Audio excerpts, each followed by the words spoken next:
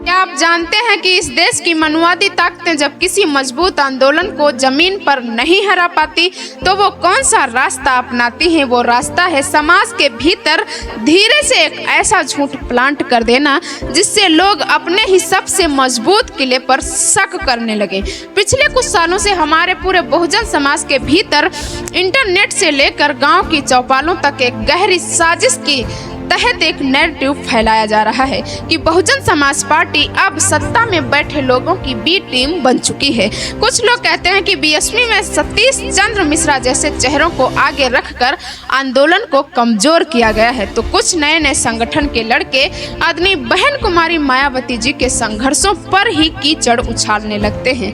लेकिन जरा ठंडे दिमाग से सोचिए, क्या यह सिर्फ लोगों की आम राय है या फिर बहुजन समाज के वोटों को टुकड़ों टुकड़ों में काटकर आपको हमेशा के लिए राजनीतिक रूप से अनाथ बनाने का एक बहुत बड़ा चक्रव्यूह है?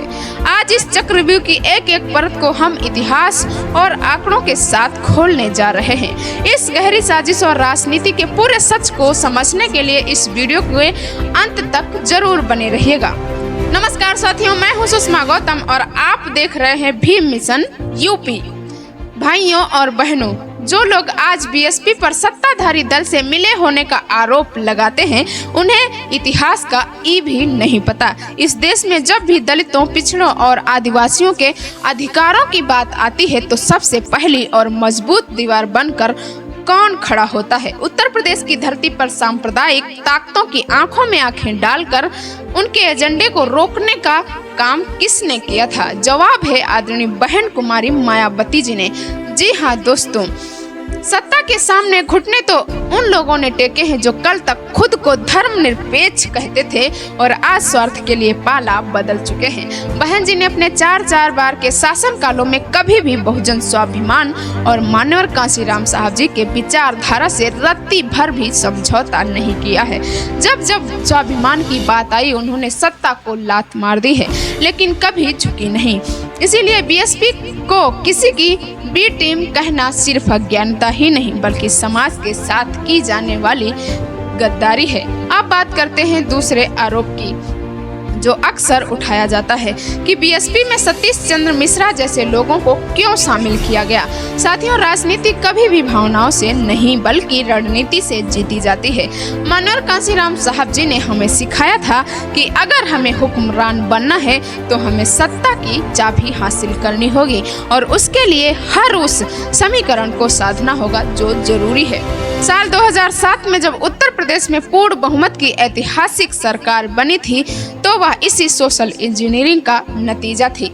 आदरणीय बहन जी ने किसी को आंदोलन का मालिक नहीं बनाया था बल्कि सर्व समाज के मतों को जोड़कर सत्ता की कमान सीधे बहुजन समाज के हाथों में सुरक्षित की थी। और सरकार बनने के बाद क्या हुआ? कानून का राज ऐसा था कि बड़े से बड़े सामंतवादी और अपराधी जेल की सलाखों के पीछे थे।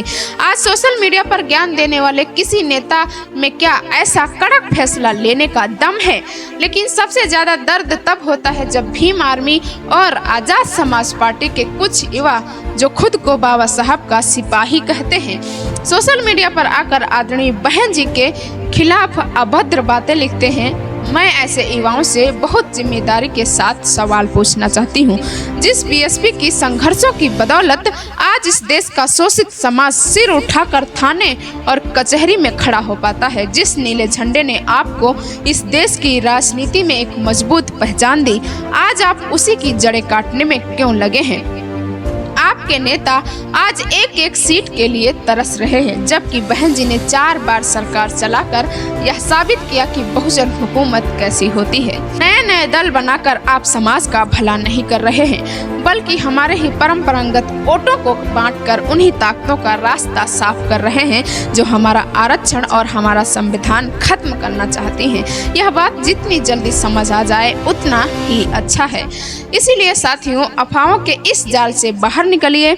इतिहास गवाह है कि जब जब बहुजन समाज का वोट बटा है तब तब हमारे ही लोगों पर अत्याचार बढ़े हैं। बीएसपी कल भी आंदोलन की रीढ़ की हड्डी थी और आज भी बहुजन एकता का सबसे बड़ा और अनुभवी मंच है। अगर अपनी आने वाली पीढ़ियों का भविष्य और बाबा साहब का संविधान सुरक्षित रखना है तो हमें इस बिखराव को रोकना ही होगा। अब पूरे देश के जागरूक और बहुजन समाज से मेरा सीधा सवाल है, क्या आपको भी लगता है कि बीएसपी के खिलाफ यह बी टीम वाला दुष्प्रचार सिर्फ हमारे वोटों को बांटने की एक सोची समझी साजिश है? अपनी राय नीचे कमेंट बॉक्स में फिर पूरी बेबाकी और दहाड़ के साथ जरूर लिखिएगा। ये वीडियो रुकना नहीं चाहिए। ये वीडियो को शेयर कीजिए हर उस भाई बहन तक जो सोशल मीडिया के इस झूठ का शिकार हो रहे हैं। इसे व्हाट्सएप और फेसबुक पर हर ग्रुप में फैला दीजिए ताकि समाज में वैचारिक चेतना आ सके।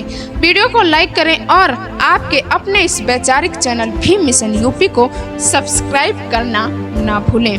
मैं सुषमा गौतम अब आपसे विदा लेती हूँ और बहुत जल्द फिर मिलूंगी एक नए और गहरे विश्लेषण के साथ। तब तक के लिए धन्यवाद।